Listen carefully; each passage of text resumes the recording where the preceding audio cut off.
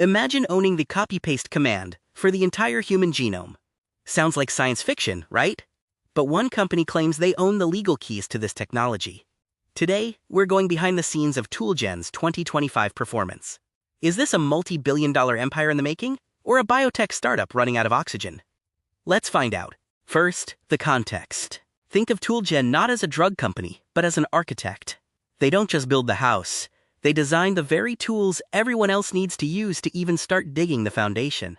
They're sitting on a mountain of intellectual gold, but as we're about to see, you can't pay the rent with just blueprints.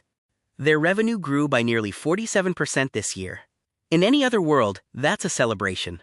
But let's look at the actual number, about $919,000. To put that in perspective, that's less than what a single high-end Starbucks makes in a year. They are growing fast, but they are still a David trying to tax a world of Goliaths. Here's where it gets scary. For every dollar they earned, they spent $15 on research. That's like earning $100 but spending $1,500 on your hobby. In the business world, we call this a burn rate, but for ToolGen, it's more like a crater. They lost $16 million this year. They are sprinting, but the finish line is still miles away. So why hasn't everyone run for the exits? Because they hold 375 global patents. They are currently in a legal Game of Thrones in the US to decide who truly owns CRISPR. If they win, every other biotech giant might have to pay them a toll just to exist. It's a classic case of, I'm broke today, but I might own your house tomorrow. Let's look at where their lunch money actually comes from. Is it selling products? Nope, it's mostly licensing. 80% of their money comes from people paying to use their blueprints.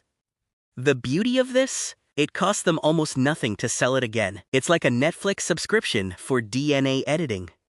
Once they've done the research, the profit margin is a staggering 87%. The problem? They just don't have enough subscribers yet.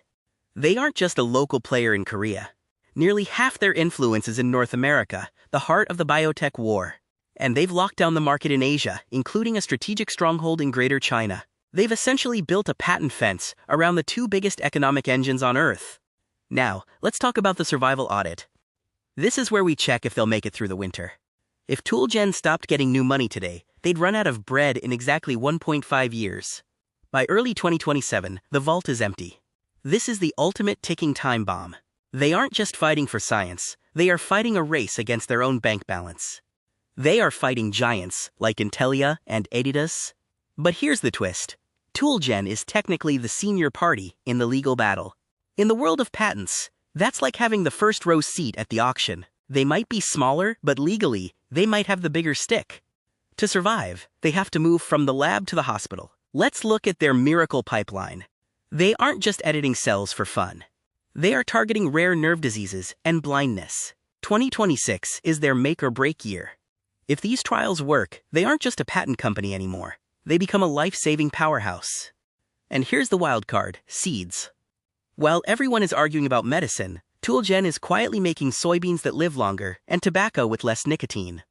Since the USDA is less strict on gene-edited crops than on drugs, this could be their fast cash route to staying alive. But we have to be honest. Last year, their actual revenue was less than 1% of what they promised. That's like promising a feast and showing up with a single grape. Management has changed, and they're cleaning house, but the trust gap is real. Investors need to see results, not just fancy slide decks. So what's the bottom line? ToolGen is like a lottery ticket for the future of medicine. If they win the patent war or pass their trials, they'll be legendary. If they don't, they're just an expensive lab experiment. It's high stakes, it's risky, and it's fascinating. What do you think? Is the DNA king about to be crowned, or is the vault almost empty? Let us know in the comments.